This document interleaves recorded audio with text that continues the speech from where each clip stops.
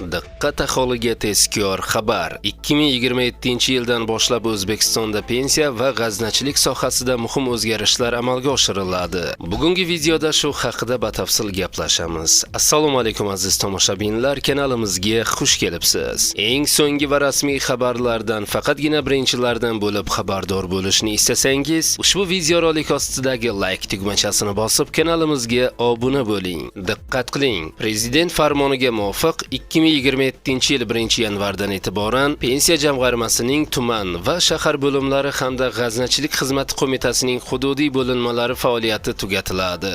Ularning o'rnida aholiga xizmat ko'rsatish uchun 1 nafardan 3 nafargacha xodim ishlaydigan ixcham ofislar tashkil etiladi. Hujjatda qayd etilishicha, so'nggi 2 yil mobaynida mazkur tizimlardagi shtat birliklari 1940 taga qisqartirilib, bu umumiy xodimlar sonining qariyb 45% ni tashkil etgan. Kelgusi yilda esa kadrlar sonini yanada 4 baravargacha qisqartirish rejalashtirilmoqda.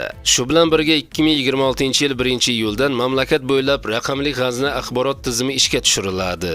Yangi tizim orqali ma'lumotlar sun'iy intellekt texnologiyalari yordamida tahlil qilinadi. Qisqa va uzoq muddatli prognozlar tayyorlanadi hamda inson omili ta'sirini kamaytirishga erishiladi. Bundan tashqari chet el valyutasidagi operatsiyalar SWIFT tizimi bilan integratsiya qilingan holda amalga oshiriladi.